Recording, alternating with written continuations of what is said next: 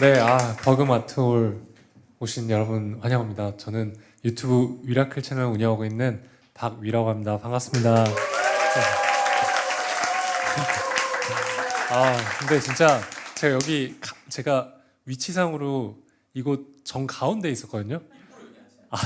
근데 천국이 있다면 이런 느낌이지 않을까 생각할 정도로 찬양 소리가 너무 아름답더라고요. 그리고 이 찬양 소리로 이 공간이 가득 메워지는 걸 경험하면서 제 안에 알게 모르게 이렇게 막 꿈틀꿈틀 거리는 어떤 열정 같은 것도 솟아나고, 진짜 많은 분들이 이 예배를 경험하셔서 더욱더 이 예배가 커지고 나아가서 더 많은 분들이 이곳에 참석하시길 저도 바라겠습니다.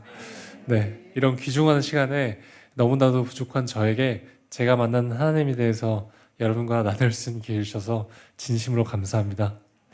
네, 제가 처음으로 제 뒤에 뭔가 이렇게 지원군이 있는 것 같은 느낌이 처음이에요. 항상 원래 간증할 때 저 혼자 있는데 네, 같은 팀 같아요. 네. 약간 그 흑인 교회 약간 그 뒤에 코러스 같은 느낌. 네, 뒤통수가 굉장히 뜨겁습니다 지금. 네, 저는 어렸을 때 굉장히 큰 우량아로 세상에 태어났습니다. 보통 또래들보다 머리 하나가 더 있을 만큼 키가 굉장히 컸어요. 그리고 굉장히 활발한 아이였습니다. 제가 땀을 어찌나 많이 흘렸던지 가끔 놀이터에서 놀다 보면 머리 위에 모래가 한가득 쌓인 채로 집에 들어와서 어머님께 종종 혼나곤 했죠. 그리고요, 제가 소리를 워낙 목청껏 질러서요, 어렸을 때 목에 혹이 생겼습니다. 그래서 제가 6살 때는요, 제가 유치원을 가면 하도 제가 소리를 지르니까 강제로 유치원을 다니지 못하고요, 여러분, 제가 6살 때 동네에 있는 서예학원을 1년간 다녔습니다. 초등학생 때는 제가 축구 선수가 되는 것이 꿈이었어요. 그래서 초등학교와 중학교 때까지 실제로 축구 선수 생활도 했었습니다. 그리고 조금 TMI인데요. 네, 다음 사진 보시겠어요? 네, 여러분 놀라지 마십시오. 제 중학교 때 사진입니다. 노란색 옷 입은 사람이 저고요, 옆에 있는 사람이 제 친구예요. 네, 많이 사갔죠? 네. 제가 초등학교 4학년 때 저희 가족이 영국으로 유학을 갔어요. 그런데 저희가 영국을 가자마자 한국에서 IMF 사태가 일어났습니다. 당시에 저희 아버지가 한국에서 생활비를 벌어서 영국으로 보내주셨는데, 당시에 이 원화 가치가 너무 많이 하락해서 영국 파운드로 생활한 것이 굉장히 어렵게 되었습니다. 여러분, 약 23년 전에요, 맥도날드 햄버거 세트 하나의 가격이 한국 돈으로 15,000원이었습니다. 네. 이쪽은 좀 놀라시는데 여긴 별로 안 놀라시네요. 좀 부유하신가 봐요. 그 당시에 저와 제 동생, 저희 어머니는요, 이 쉐어하우스에 있는 방 한 칸에서 살게 되었어요. 여러분, 방이 4개인 집에요, 4가정이 함께 살았어요. 영국에 유학을 와서 사는 한국 사람들은 저희 가족을 포함해서 대부분 경제적으로 넉넉하지 못했습니다. 그럼에도 저희 어머니는 저희보다 어려운 한인 유학생이라든지 이민 온 가족들에게 늘 진심으로 넉넉하게 베푸셨어요. 저녁 시간이 되면요, 저희가 다녔던 한인교회 사람들이 하나둘씩 저희 집에 찾아왔습니다.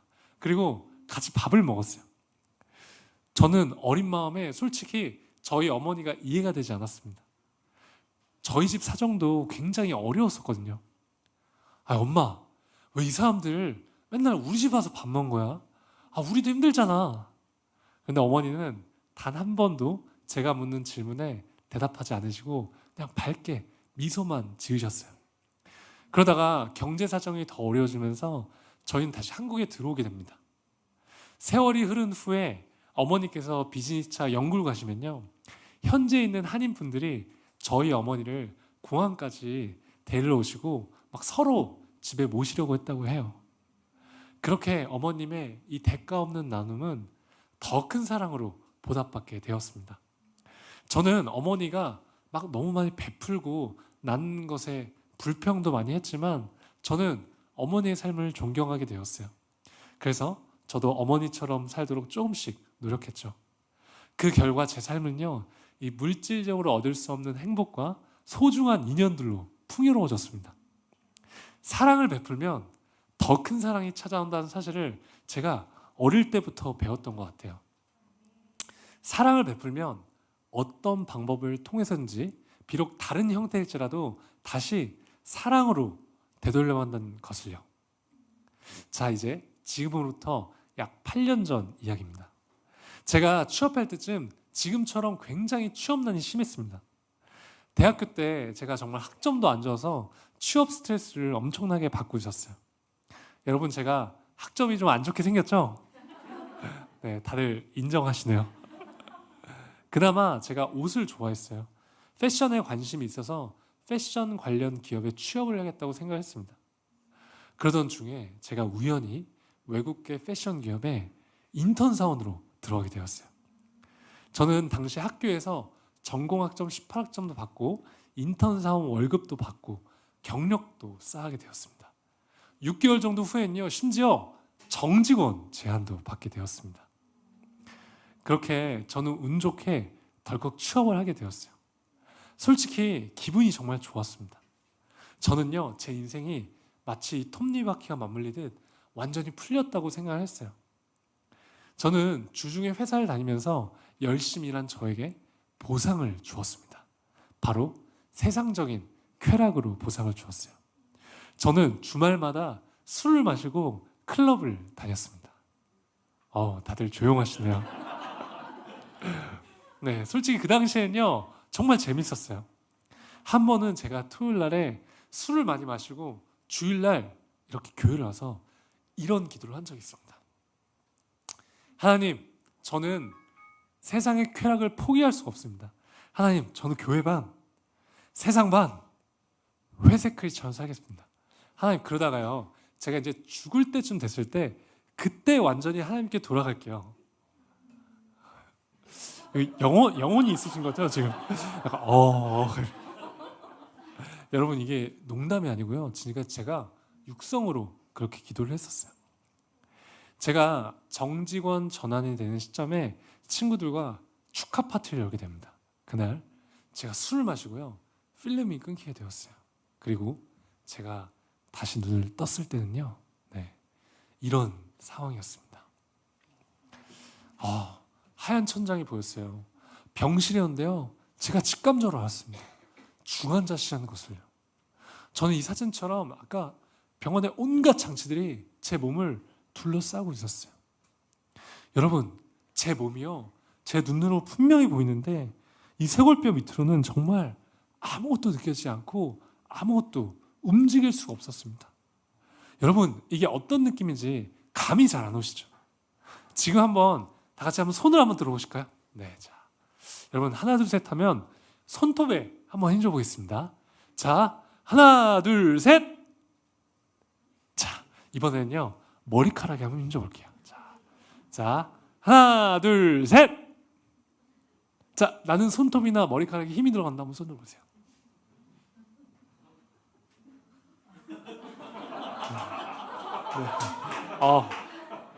네. 슈퍼맨이 있는 줄 알았어요.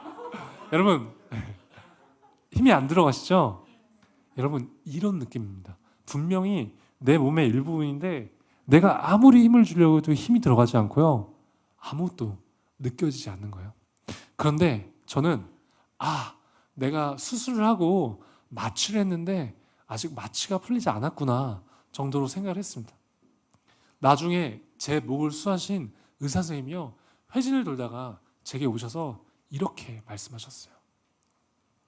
당신은 앞으로 전신마비로 살아갈 것이고 영원히 걸을 수 없을 겁니다.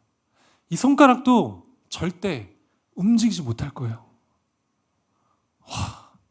여러분, 저는요, 하루아침에 전신마비 환자가 되었습니다. 저는 알고 보니까 술에 취해서요, 어떤 건물과 건물 사이로 추락해서요, 목이 완전히 부러져서 이 척수신경이 완전히 끊겼던 것이었습니다. 그런데 저는 술에 취해서 전혀 기억이 나지 않았어요. 의사 선생님 말을 들었을 때는 현실감이 없었습니다. 아마도 이 전신마비라는 상황이 너무나 비현실적이었기 때문에 제가 그 사실을 받아들이는 것이 아마도 어려웠을 수도 있었던 것 같아요. 그런데 저는 하나님을 믿었었기 때문에 아니야, 나는 하나님이 일으켜주시면 반드시 할 거야 라고 생각을 했어요. 그래서요, 생각보다는 힘들지 않았습니다. 뭐 여러분들이 믿으실지 모르겠지만 제가 그 얘기를 듣고도 운 적이 없었어요. 혹시 아까 그 사진 한번 다시 보여줄 수 있나요? 네. 여러분, 이 사진이 제가 전신마비 진단을 받고 한 2주 정도 됐을 때 사진인데요. 전신마비 진단을 받은 사람 치고는 약간 표정이 제정신 아니죠? 아멘. 네. 반면에 네, 죄송합니다. 네. 그 당시에 저희 아버지는 크리스찬이 아니셨습니다. 저희 아버지는 굉장히 책을 많이 읽으시는 좀 지적인 분이셨어요.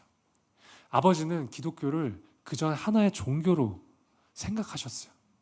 저는 아버지와 이 신앙적인 이야기를 하면요, 항상 대화가 되지 않았습니다. 저희의 대화는 마치 이 평행선상에 있는 것 같았죠. 하루는 저는 이렇게 생각했어요. 내가 우리 아빠는 평생 전도할 수 없겠구나. 그런데 중환자실에서 제가 3일째 되던 날 입에 기도삭관을 해서 아무 말도 할 수 없이 이렇게 누워있는 제게 아버지께서 오시더니 이런 말씀하셨어요. 위야, 너가 믿는 하나님이라면 나도 믿어볼게.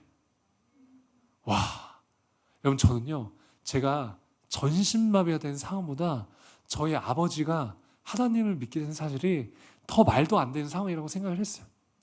여러분, 제가요, 나중에 이 기도삭관 것을 빼고 나중에 제가 말을 할 수 있게 되었을 때 사람들한테 이렇게 말했어요. 여러분, 진짜 기적이 일어났습니다. 여러분, 저는 제가 한 중학생 때쯤 솔직히 저희 아버지가 하나님을 믿는 것을 포기했었습니다. 그런데 하나님이 저희 아버지의 마음을 만지시니까요, 저희 아버지도 하나님을 믿게 되시더라고요. 그래서 여러분들 중에 여러분들이 사랑하는 가족이나 친구들 혹은 그 주변인들의 영육 구원을 위해서 기도하고 계시는 분들이 계시다면요, 중학생 때 저처럼 절대 포기하지 않으셨으면 좋겠습니다. 아멘? 네. 그렇게 저는 일반 병실로 가게 되었어요. 다치고 약 3주 정도가 지났을 때요, 기적적으로 새끼손가락이 이렇게 탁 미세하게 움직이기 시작했습니다. 자, 여러분, 2002년 월드컵 4강전 진출했을 때 기억나시나요? 여기 기억 많이 나셔야 될 것 같은데 기억나시죠? 네. 마치 그날처럼 난리가 났습니다. 와, 드디어 우리 위가 마비가 풀리는구나. 다들 희망을 갖기 시작했어요. 그런데요, 새끼손가락이 그냥 살짝 움직일 뿐 실제로 제가 병원 생활하는 데는요, 이게 기능적으로는 아무런 도움이 되지 않았어요. 현실은 냉혹했습니다. 전신마비가 되니까요, 제가 할 수 있는 것은 아무것도 없었어요. 스스로 아무것도 할 수 없게 되었을 때 그 좌절감은요, 정말 상상할 수 없을 정도의 상실감을 느끼게 해줬습니다. 병원에서의 삶은 치열한 전쟁이었어요. 그저 침대에서 이렇게 누워서 지내야만 했죠. 여러분, 욕창 뭔지 아시죠? 저는 욕창에 걸리지 않기 위해서 2시간에 한 번씩 24시간 동안 누군가가 제 몸을 뒤집어 줘야 했습니다. 밥도 다 떠먹여줘야 했고요, 저렇게 이빨도 누군가가 직접 다 닦아줘야 했어요. 그리고 여러분, 제가 씻으려면 어떻게 씻었는지 아세요? 지금 저 병원 침대 있죠? 제가 침대에 누워있는 채로 샤워실에 들어갑니다. 그러면 침대에 누워있는 저를요, 가족들이 직접 다 씻겨줘야 했어요. 전신마비가 되면요, 여러분, 장기에도 마비가 옵니다. 대변과 소변을 스스로 볼 수 있는 기능을 상실하게 되죠. 저는 당시에 이 소변줄을 차고 있었고, 소변백에 소변이 가득 차면 가족들이 그 소변을 계속해서 비워줘야 했습니다. 그리고 여러분, 이 대변을 보기 위해서는요, 여러분 좌약 뭔지 아시죠? 제가 침대에 누워있는 상태로 좌약을 넣고 가족들이 그 뒤처리를 손으로 직접 다 해줘야만 했습니다. 그리고 여러분 좌약을 넣어도요 금방 신호가 오지 않습니다. 2시간이고 3시간이고 기다려야 했어요. 변이 잘 나오지 않으면요 막 배를 마사지하고 온갖 자극을 줘야 했습니다. 하루는 밤에 저희 아버지가요 이렇게 제 변을 치우시는 모습을 보고 제가 아버지한테 이렇게 등 돌린 상태로 아버지 모르게 이렇게 눈물을 흘린 적이 있습니다. 이제는 이 검은 머리카락보다 흰 머리카락이 많으신 아버지를 이 28살 된 아들의 이 뒤처리를 하게 만든 제 자신이요 너무나 싫었습니다. 그것을 받아내는 것이 너무나 고통스러웠어요. 그 당시에 저는 취직을 해서 이제 부모님으로부터 경제적으로 완전히 독립을 해서 저는 효도해드릴 수 있다고 생각했었거든요. 물론 인턴 사원 월급 얼마 되지 않았지만 제가 처음으로 이렇게 월급을 받아서 봉투에 용돈을 넣어서 부모님께 드렸을 때 저는 정말 행복했어요. 그런데 하루아침에 전신마비 환자가 돼서 28살짜리 아이가 돼버렸으니까요. 도저히 믿기지도 않고 그 현실을 인정하고 싶지 않았어요. 그래도 병원에서의 생활은 생각보다 행복하고 감사한 시간들이었습니다. 정말 많은 분들이 오셔서 위로해주고 응원해주셨어요. 특히 저와 한 번도 마주한 적이 없는 이렇게 목사님들과 저희 교회 분들이 많이 오셔서 기도해주고 예배도 많이 드려주셨는데요. 제가 나쁜 생각할 틈이 없이 병실은 항상 바글바글 거렸습니다. 하나님은 끊임없이 사람들을 보내셔서 저의 가족과 저를 위해 위로하셨어요. 이를 통해 저와 저희 가족은 지치지 않고 힘을 낼 수 있었습니다. 이것은 분명히 하나님의 은혜와 사랑이었습니다. 제가 당시에 서울에 있는 신촌 세브란스 재활병원에 입원해 있었는데요. 저는 이 전쟁 같았던 하루의 재활을 마무리하면 저녁에 항상 이 조그만한 기도실에 갔어요. 왜냐면 저는 예전에 저로 돌아가고 싶었어요. 예전에 건강하게 걷고 뛰던 제 모습으로 돌아가고 싶은 마음이 너무나 간절했습니다. 그래서 제가 평생 잘 읽지도 않던 성경책을 읽기 시작했고 매일 저녁 기도했습니다. 물론 제 자신만을 위해서 기도했어요. 하나님, 저 제발 일으켜주세요. 저 일으켜주시면 저 진짜 뭐든지 하겠습니다. 그런데 어느 날 제가 기도를 하는데 저희 병원에 다른 병실 환자들이 갑자기 막 떠오르기 시작했습니다. 갑자기 제가요 그들을 위해서 이렇게 눈물을 흘리면서 기도를 하게 되었어요. 그런데 여러분, 저는 이렇게 딱 봐도 결코 남을 위해 기도할 만큼 마음밭이 넓거나 믿음이 좋은 사람이 전혀 아닙니다. 그 당시에 그 눈물의 기도는요 하나님이 주시는 긍휼의 마음이었어요. 저는 저의 재활병원에서는 상대적으로 경중 환자였습니다. 그 재활병원에는 저보다 심각한 상태에 계신 분들이 너무나 많았어요. 특히 뇌가 손상되신 분들이 많았죠. 하루는 다른 병실에 한 고등학생 남자의 어머님이요 이렇게 전신마비가 돼서 병실에 누워있는 제게 오시더니 이렇게 말씀하셨어요. 우리 아들이 위 너만큼만 됐으면 좋겠다. 여러분 상상이 되세요? 저는 그때 이렇게 생각했어요. 아니 어떻게 전신마비가 된 나한테 와서 이런 말을 하실 수가 있지? 그 어머님의 아들은 고등학생이었고 펜싱 국가대표 상비군이었는데요. 이 교통사고로 뇌가 손상이 돼서 대화가 불가능하고 밥도 먹을 수 없고요. 앞으로 회복을 기대하기가 너무나 어려운 상황이었습니다. 저는 마음이 너무 아팠지만 겉으로 울 수가 없었어요. 제가 입원해 있던 곳에 대부분의 환자들이 이런 어려운 상황 가운데 놓여져 있었습니다. 그렇게 아까 그 기도실에서 제가 막 1시간 정도 울면서 기도했어요. 그리고 그때 하나님이 제게 마음으로 강력하게 말씀하시는 것 같았습니다. 위야, 너는 반드시 회복될 것인데 너는 앞으로 너와 비슷하게 아픈 사람들, 또 세상에 정신적으로 고통받고 있는 사람들 가서 반드시 희망이 되는 사람이 돼야 된다. 근데 여러분, 저는 그 당시만 해도요, 이렇게 혼자서 휠체어를 밀 수조차 없는 상태였었거든요.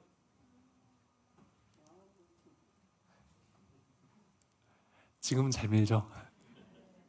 그래서 저는 제가 구체적으로 어떻게 사람들한테 희망을 줄 수 있을지는 그 당시에는요, 전혀 알지 못했고 감이 오지 않았습니다. 저는 6개월 정도 병원 생활하고 퇴원을 했어요. 퇴원을 했지만 제 모든 생활은 가족한테 의존할 수밖에 없었습니다. 저는 제가 밤에 잠을 자기 위해서 침대에 누르면 저희 아버지나 남동생이 집에 올 때까지 꼼짝없이 기다렸어요. 왜냐면요, 휠체어에서 제 몸을 들어서 침대에 옮기려면 이 성인 남성 이상의 힘이 필요했기 때문이요. 그래서 저는 그때 이렇게 생각했습니다. 내 인생은 그 누구도 나를 대신해서 살아줄 수 있지 않기 때문에 내가 반드시 독립적으로 생활할 수 있을 때까지 재활을 해야겠다. 저는 이렇게 살기 위해 죽을 힘을 다해 재활하기 시작했습니다.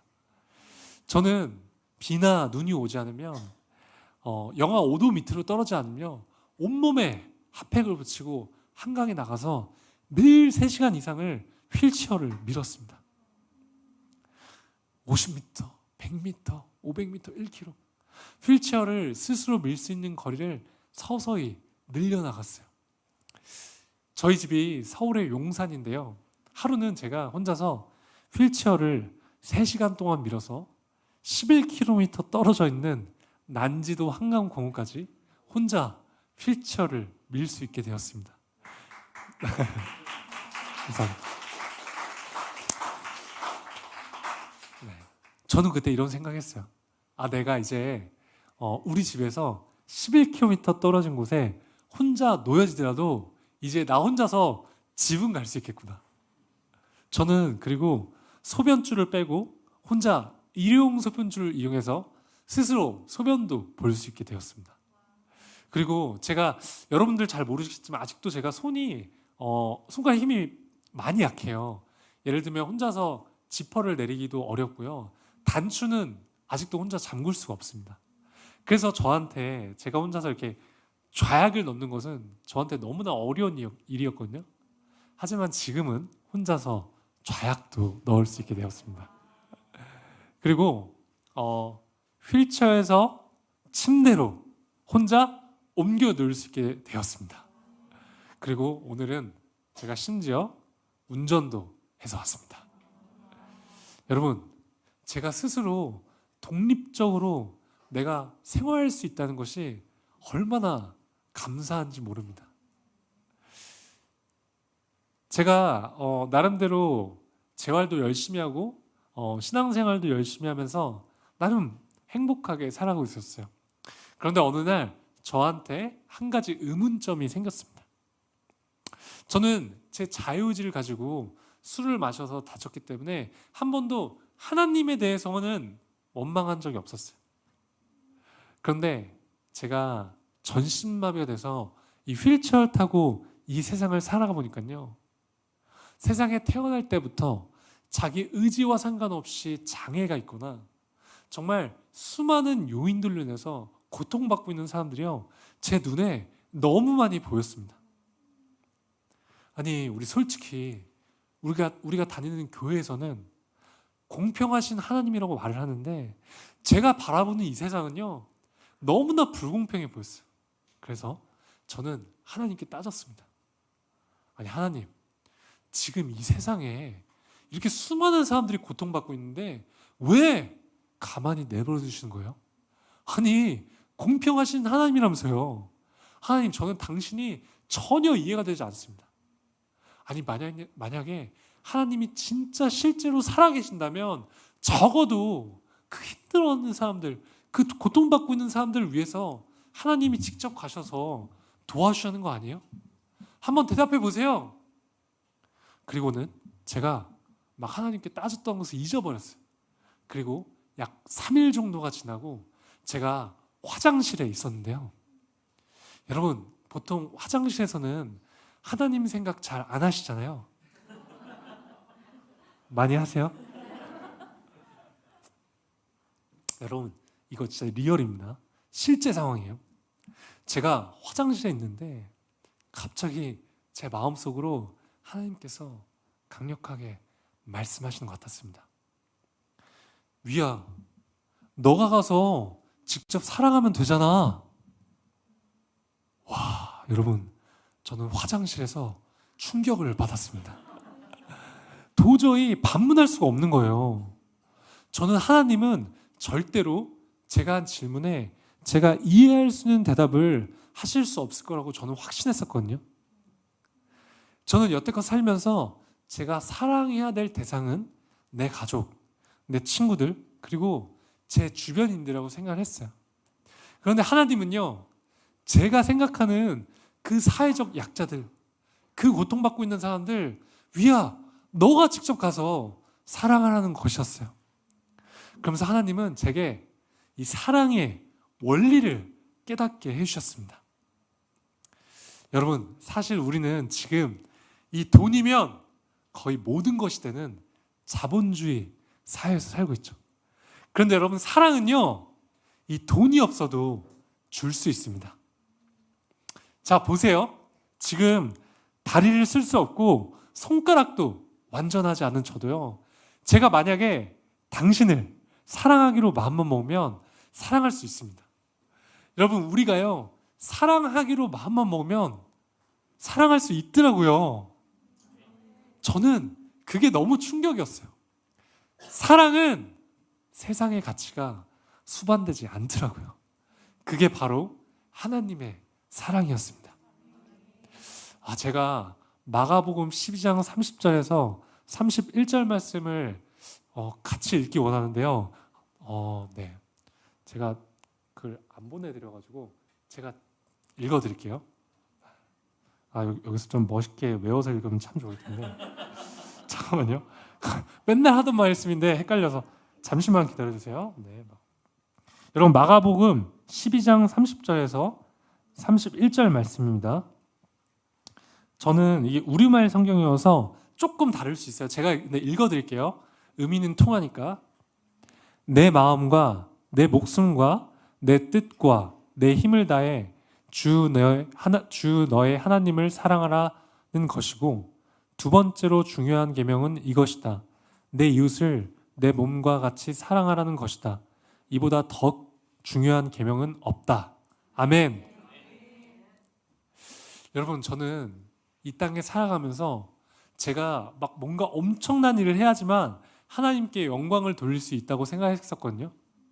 그런데 방금 제가 읽었던 이 마가복음 말씀처럼요, 제가 이 땅에 태어난 이유와 목적이 바로 사랑하기 위해서 태어났다는 사실을 제가 깨닫게 되었습니다.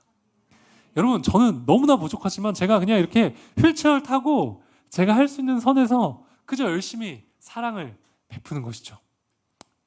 자, 여러분, 이제 제가 준비한 영상인데요. 네, 이게 영상은 어떻게 저희 이렇게 같이 보실 수 있는 거죠? 네, 그러면은 영상을 보고 오시겠습니다.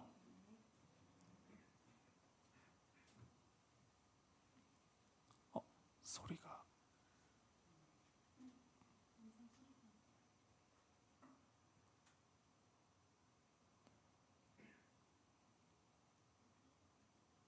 네, 이런 게 원래 생방송의 묘미잖아요. 네, 잠깐만요. 이게 소리가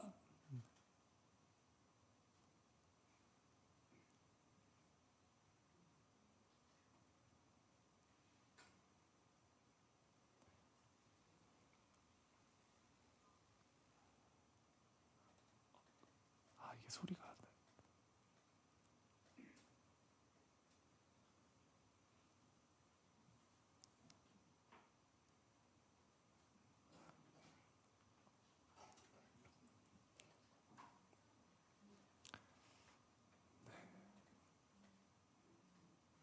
그럼 이 타이밍을 이용해서 물 한 잔만 좀.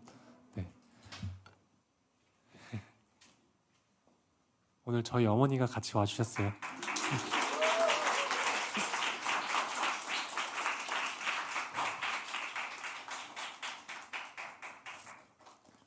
네, 어떻게, 네.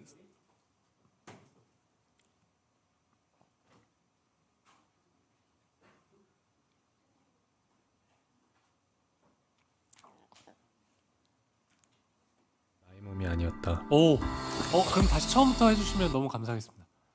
네.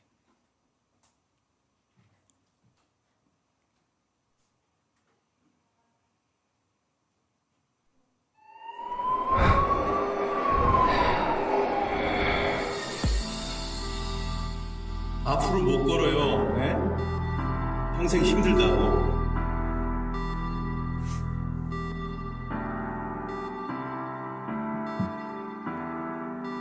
다시 눈을 떴을 때 내 몸은 나의 몸이 아니었다. 아이, 거봐. 내가 안 된다 그랬잖아. 왜 자꾸 그걸 시도해보고 그래?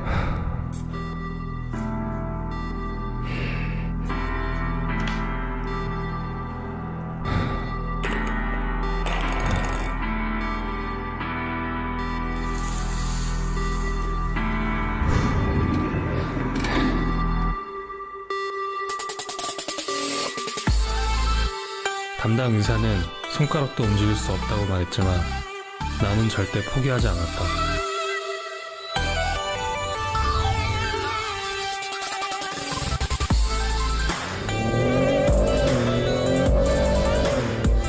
나는 이제 내 꿈을 찾아 도전을 시작한다.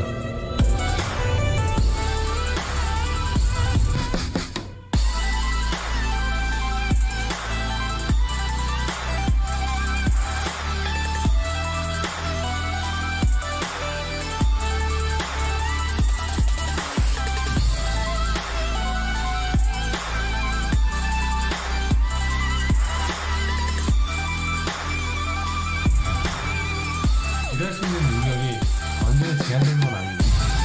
할 수 있는 것들이 너무나 많아요.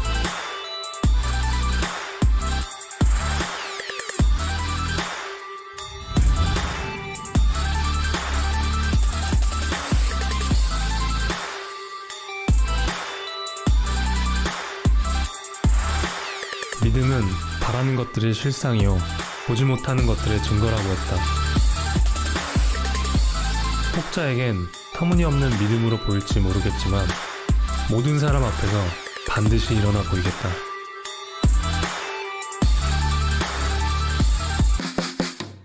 위 일어난다.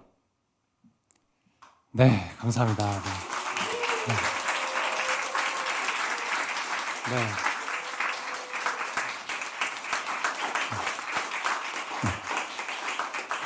네. 네, 이 영상은 제 실제 이야기를 바탕으로 해서 만들어진 영상입니다. 영상 초반에 이 의사 선생님 역할을 하셨던 분은요, 저희 친 이모부세요. 저희 이모부가 물리치료 의사 선생님이신데 저렇게 의사 가운을 입고 애드립으로 잘 연기를 해주셨습니다. 그래서 여러분 전 덕분에 돈이 들지 않았습니다. 제가 아까 이 병원 기도실에서 하나님이 제게 비전을 주셨다고 말씀드렸잖아요. 그런데 저는 제가 구체적으로 어떻게 사람들한테 도움이 돼야 할지 잘 알지 못했어요. 그런데 저는 교회에서 아울리치를 다녀오고 어느 날 하나님이 제 마음 가운데 생각나게 하셨습니다. 시간과 장소에 구애받지 않고 다양한 사람들을 만날 수 있는 방법, 바로 유튜브였습니다. 그래서 저는 그때부터 확신을 가지고 주변 사람들에게 중보기도 부탁을 했어요. 여러분, 제 이름이 박위입니다. 영어로 위는 우리라는 뜻이 있죠. 그래서 위 플러스 미라클, 우리 모두에게 기적을 이라는 뜻을 가진 이 위라클 채널을 만들게 되었습니다. 이 채널의 가장 큰 목적은요, 사람을 살리는 것입니다. 우리가 살아가는 이 모든 일상이 기적임을 일깨우면서 몸이든 마음이든 아픈 지체들에게 삶의 소망을 던지는 것이죠. 어느 날 울산에 한 목사님으로부터 저한테 연락이 왔어요. 당신의 아들이 저처럼 이 척수신경이 손상이 돼서 전신마비가 되었다는 거예요. 목사님이 당시에 너무 힘들어하셨어요. 얼마나 힘들어하셨냐면 혼자 샤워를 못 하셨대요. 이 폐쇄공포증이 생기셔서. 그래서 그 목사님이 저랑 하루에 2시간씩 매일 통화하셨는데요. 아마도 제가 전신마비 진단을 받은 사람 치고는 굉장히 재활이 잘 된 케이스이기 때문에 목사님이 저랑 이렇게 전화하는 것만으로도 좀 위안이 되셨던 것 같아요. 그런데 여러분, 제가 모태 신앙인으로서 저는 저한테 제 기준에서는 이 목사님이라는 존재는 뭔가 인간 이상의 존재, 나보다는 하나님과 더 가까운 존재라고 생각하면서 살아왔었거든요. 제가 그 목사님이랑 하루에 2시간씩 매일매일 한 2주 정도 통화를 하다 보니까요, 제가 어느 날 목사님한테 이런 말을 하고 있었어요. 아니 목사님, 이제 제발 좀 믿음을 가지세요.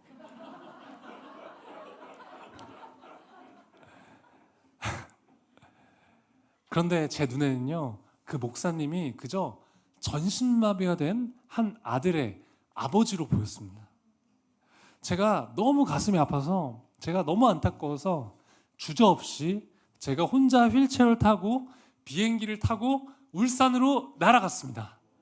자, 여러분, 이 친구예요. 자, 표정이 별로 안 좋죠? 네, 다친 지 얼마 안 돼서 그래요. 다음 사진 보이세요? 네, 여러분, 동일 인물입니다. 이 친구가요, 지금 이렇게 호전이 돼서 저희 위라클 채널에 편집자로 활동을 하고 있습니다. 네.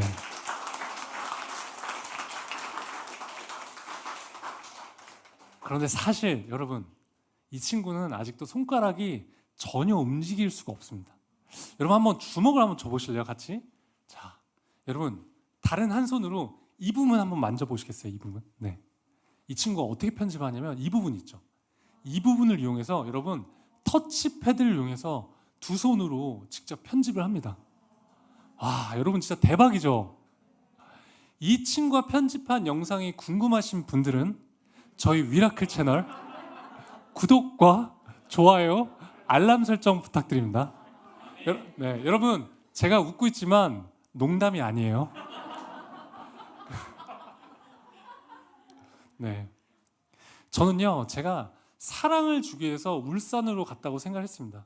그런데 시간이 지나가 보니까요, 제게 오히려 사랑 이상의 큰 힘을 주는 친구가 생겼어요.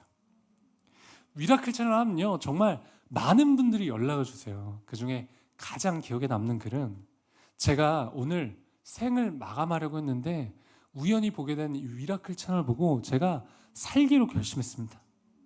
와, 저는 막 그런 이야기를 들으면요, 온몸에 소리를 돋고 하나님께 감사합니다.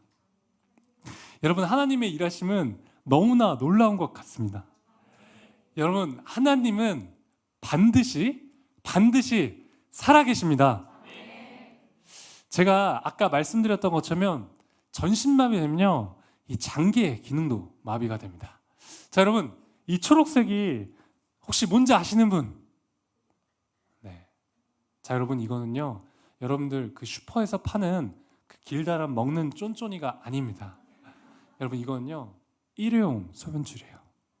저는 지금도 소변이 마려울 때마다 이 일회용 소변줄을 이용해서 요도 안으로 집어넣어서 직접 소변을 봅니다. 문제는요, 항상 세균 감염 위험에 노출이 되어 있다는 거예요. 그러던 어느 날 제가 요로 감염에 걸리고 말아요. 열이 40도가 넘게 올라가서 제가 구급차를 타고 응급실로 실려갔습니다. 신장에 염증이 생겨서 이 신우신염이라는 병에 걸리게 되었는데요, 그 병의 증상은 그래요. 열이 40도가 넘게 올라가도 항생제가 들지 않기 때문에 할 수 있는 것이 아무것도 없어요. 그러면 누워서 그냥 온몸에 아이스팩을 대는 거예요. 그러면 순간적으로 열이 39도로 떨어지는데요, 온몸에 오한이 와요. 39도인데. 그러면 추우니까 이불을 다시 4겹씩 덮는 거예요. 그럼 다시 40도가 돼요. 그럼 다시 아이스팩을 댑니다. 여러분, 이 과정을요, 24시간 5일 내내 반복했습니다. 진짜 너무 힘들었어요. 너무나 고통스러웠습니다. 그리고 여러분, 저는 여기 밑으로 마비기 때문에, 여러분 링겔 보통 그 맞으실 때 여기 여기 팔목에 보통 맞으시잖아요. 근데 저는 어디다 맞았냐면, 팔을 써야 되니까 발등에 여기 핏줄 튀어나온 부분 아시죠? 저는 여기다 꽂고, 제가 만약에 이동을 해야 되면 휠체어 한 손을 밀고 그 링겔, 갑자기 이름이 생각나는데, 얘를 같이 밀면서 이렇게 다닐 정도로 저는 그렇게 다녀야만 했어요. 제가 그때 그 당시에 비뇨기과 5인실에 입원했었는데요. 저만 제외하고 나머지 분들은 다 연세가 있으셨어요. 암 환자, 다리가요 팔처럼 가늘어지신 분, 그저 연명하시는 분, 그 중에 저 혼자 젊은 사람이었습니다. 제가 아침 7시에 딱 눈을 떴어요. 제가 전신마비가 되고 나서도 한 번도 이것 때문에 운 적이 없었는데, 제가 그날은요 꼬박 1시간 울었어요. 옆에 제 친동생이 저를 간병해주기 위해서 이렇게 자고 있어서 들을까봐 제가 소리를 내서 울 수가 없었어요. 온갖 부정적인 생각이 막 들어오기 시작했습니다. 지금은 내가 그나마 이렇게 젊으니까 버티지, 내가 진짜 나이가 들어서도 일어나지 못해서 그때도 휠체어를 타고 있으면 어떡하지? 나를 케어해줄 수 있는 내 가족이 이제 내 곁에 없으면 어떡하지? 나중에 내가 이 금전적인 여유가 없어서 내가 혼자 병원비를 낼 수 없는 상황이 생기면 어떡하지? 너무나 서러웠습니다. 제 미래가요 너무나 두렵게 느껴졌어요. 온갖 잡다한 생각들이 저를 사로잡았습니다. 제가 그때 5일 동안 씻지 못한 상황이기 때문에 제가 이제 씻어야겠다고 생각을 했어요. 도저히 이런 기분은요 그 하루를 버텨낼 수 없을 것 같았죠. 그래서 제가 화장실에 가서 세수를 하기 시작했습니다. 제가 여러분 울면서 세수를 했는데요. 빌립보서 4장 13절 말씀하시죠. 제가 어떻게 세수했냐면, 이렇게 세수대 앞에 가가지고 내게 능력 주신 나에서 내가 모든 것을 할 수 있느니라. 여러분, 이 말씀이 그냥 힘이 되니까 마치 제가 주문을 외우듯이 일부러 소리를 내면서 울면서 세수를 했어요. 그런데요 여러분, 제가 이렇게 눈을 감고 세수를 하고 있는데 갑자기 저한테 십자가가 떠올랐습니다. 저는요 정말 어이가 없었어요. 아니 하나님, 제가 지금 이렇게 힘들어 죽겠는데 왜 하필이면 이 상황에 저한테 십자가가 떠오르죠? 저는 하나님께 따졌어요. 그런데 여러분, 혹시 영화 패션 오브 크라이스트라는 영화 아시나요? 그 영화를 보면요 예수님이 이 십자가에 못 박히신 장면이 굉장히 적나라하게 묘사가 되죠. 제가요 이렇게 눈을 감은 상태에서 십자가 떠오르니까요 자연스럽게 예수님이 십자가에 못 박히신 장면이 연상이 됐어요. 그러자 제 마음이요 갑자기 아파오기 시작했습니다. 그리고 이런 생각이 들었어요. 그 예수님의 십자가의 고통에 비하면 지금 내가 느끼고 있는 이 고통은 아무것도 아닐 텐데. 두 번째로는 내 것이라고 주장하고 있었던 내 삶이 내 것이 아니었었구나. 나는 지금 죄인이지만 예수님께서 나를 위해 십자가에 못 박히심으로써 나의 이 죄의 대가를 지불하셨기 때문에 나는 새 생명을 얻은 것이었었구나. 여러분, 저는요 이것을 그날 처음 깨달았습니다. 너무나 부끄럽지만 제가 모태 신앙인이었음에도 불구하고 한 번도 이 사실을요 제가 피부로 느낀 적이 없었어요.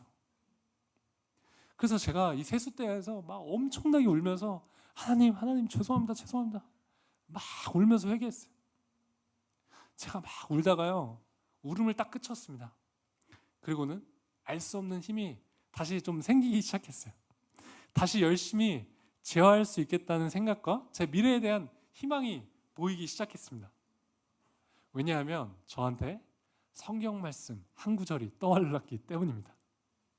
요한복음 3장 16절 말씀인데요. 제가 읽어드릴게요. 하나님이 세상을 이처럼 사랑하사 독생자를 주셨으니 이는 저를 믿는 자마다 멸망치 않고 영생을 얻게 하려 하심이라. 아멘. 저는 교회를 진짜 오래 다녔지만 난생 처음으로 하나님이 제게 분명히 주신 말씀이었습니다. 여러분, 그런 거 경험해 보신 적 있어요? 이 말씀이 이 땅에 떨어져 있는데 뭔가 살아 움직이는 것처럼 느껴지는 그런 경험? 너무나 감동적이었습니다. 그리고 그 당시에 저희 어머니가요, 저한테 이런 말씀하신 적이 있어요. 어머니가요, 여러분, 제가 다치고 하루에 기도를 5시간을 해도 모자란 날들이 있으셨대요. 어머니는 어떻게 사람한테 이렇게 눈물이 많을 수 있을까 생각하셨대요. 여러분, 어머니가 흘렸던 그 눈물을요, 이렇게 다 모아서 담으면 항아리에 가득 차고도 또 가득 차고도 가득 차고도 남을 정도로 어머니께서 그렇게 눈물을 많이 흘리셨대요. 그때 저희 어머니는요, 이렇게 기도하셨다고 해요. 하나님, 우리 위가 회복할 수만 있다면 하나님, 저는 제 목숨도 내놓겠습니다. 자식을 향한 사랑이 이렇게 목숨과도 맞바꿀 수 있을 정도로 이렇게 큰데, 하나님은 자신의 아들을 우리를 위해 죽게 하셨으니 얼마나 가슴이 아팠겠냐고 저희 어머니께서 실제로 저한테 그렇게 말씀하신 적이 있어요. 여러분, 우리는 이 하나님의 측량할 수 없는 사랑으로 새 생명이 주어진 것 아닐까요?